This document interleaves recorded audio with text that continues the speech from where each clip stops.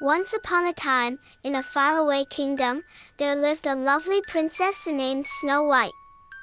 She had skin as white as snow, lips as red as blood, and hair as black as ebony.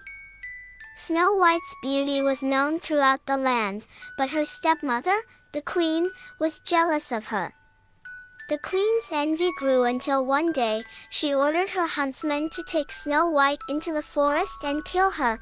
Feeling pity for Snow White, the huntsman couldn't bring himself to do it. Instead, he let her go, warning her to flee into the forest and never return. Lost and frightened, Snow White stumbled upon a tiny cottage deep in the woods. Inside, she found 7 little beds, a table set with 7 plates, and 7 chairs. The cottage belonged to 7 dwarfs who kindly took Snow White in and let her stay with them. Meanwhile, the jealous queen, believing Snow White to be dead, continued to ask her magic mirror who the fairest in the land was. Each time, the mirror replied that Snow White was still alive and the fairest of them all. Enraged, the queen decided to take matters into her own hands. Disguising herself as an old peddler woman, the queen visited Snow White at the cottage and offered her a poisoned apple. Snow White, unaware of the queen's true identity, took a bite and fell into a deep sleep.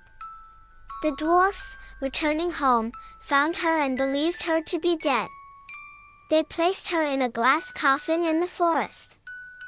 One day, a prince passing through the forest came across Snow White's glass coffin.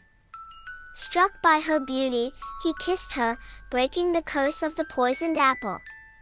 Snow White awoke, and the prince declared his love for her.